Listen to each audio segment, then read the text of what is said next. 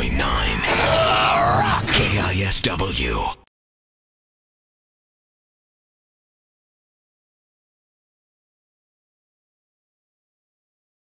So now we get to that weird thing where you know, after 25 years of Rock and Roll Hall of Fame, they allow a band to get in. And it seems to be in a weird way like kind of one of those places where people who don't really like each other, like that's where it comes out. And it's coming up to that point where you're right there. I know you'll be there. I know Duff will be there. I know Izzy will be there. I know Steven will be there. Hell, Gilby Clark. Gilby Clark. Oh, you know, I mean, seriously. I mean, Pawn Shop Cars, great album. And everything they did with you. Is that going to force you guys to be together? I have no idea exactly what's going to happen with that. I was actually present for the Van Halen induction, which was a complete debacle. These certain guys wouldn't go and whatever, and we actually went and played. Bill Walber went and played in Van Halen's place, and it was just a nightmare. You know what was going on between Dave and Eddie and Sammy and all that. And what ended up happening was Michael Anthony and Sammy showed up, and that was it. So I would hate to have something that embarrassing happen. But that said, you know, Axl and myself aren't any further along in having an amicable relationship than we were 14 years ago. So, you know. And when he jumped out of your car going for it last time. Yeah, but there's one thing, man.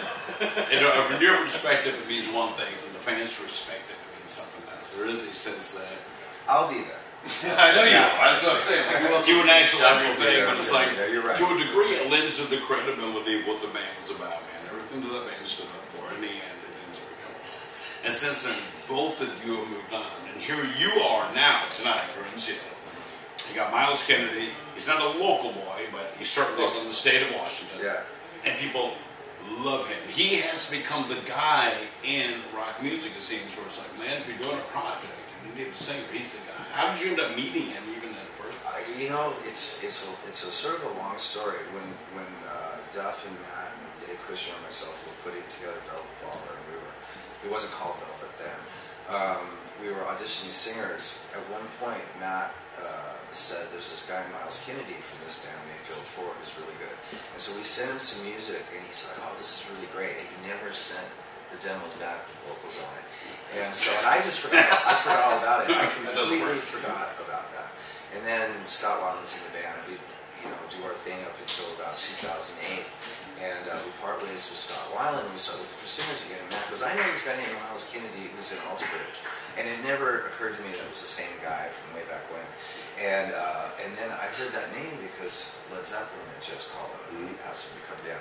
So I said, "Who is this guy?" So I look on YouTube and, you know, Alter Bridge, and there's this guy, sort of, you know, sort of a meek-looking guy, just playing guitar and singing, but singing really, really well.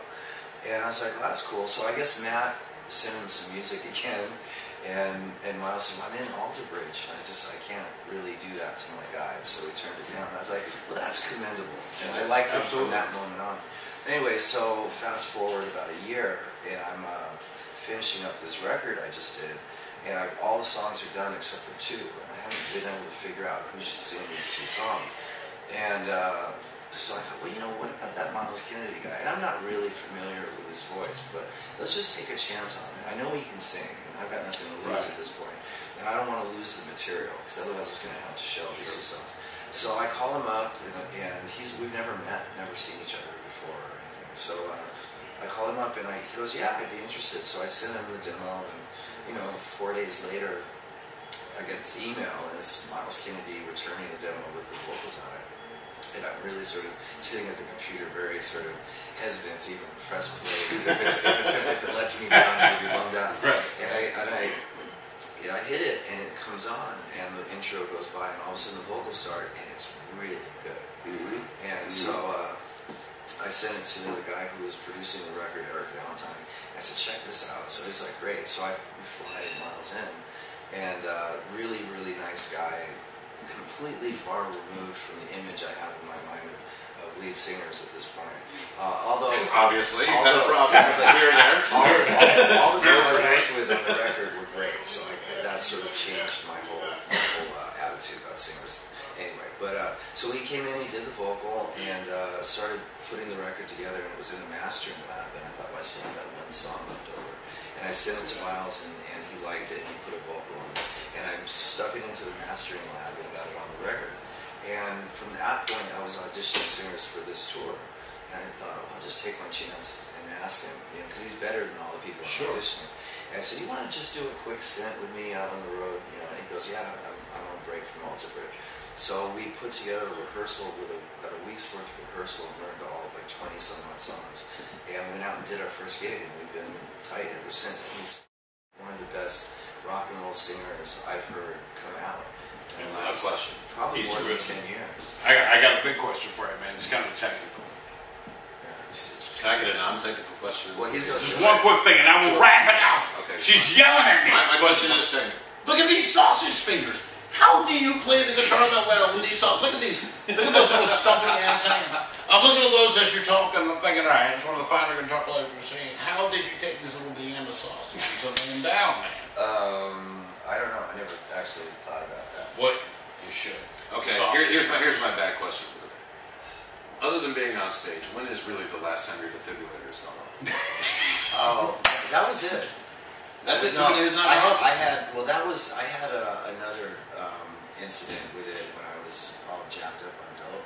No, I don't mean that. Actually, what I was trying to get to, honest to God, slash, is But that was it. defibrillator Actually- went off during sex. No, it only goes through. It happened because I didn't adjust. I didn't have the doctor adjust it for my adrenaline level going through the roof when I perform. Right. So my heart rate was, it was set to a certain rate for running. But when you go on stage, it goes way exceeds that. Well, you said that. You said like you had this thing where you just like it just kind of hit you, and I shocked you for the first time with the Velvet Revolver tour the first year. No, it wasn't a Velvet Revolver tour. It was playing with Michael Jackson. Really? Yeah, it was in 2001. Wow. So you've known that for a while. You had to go through. You knew that something was. Well, then I went back to the doctor after those two shows and had it adjusted. Never had an issue since, except for that one drug experience. But actually, my whole situation's been back to normal for a long time. So the doctor said we could just take it out. He goes, No kidding. So you were that healthy. He goes, I can That's unplug awesome. it, and I said, I don't want it to be like debris floating around. like the satellites and stuff up there. Just walk in front of the camera and tell her to cut the crap off and get out of here. We're done. Punch him in the face on camera. Hit him in the face on camera. Beat her. Come on, man. I'll give you one. Slap her hand. I give her $20. Okay, done.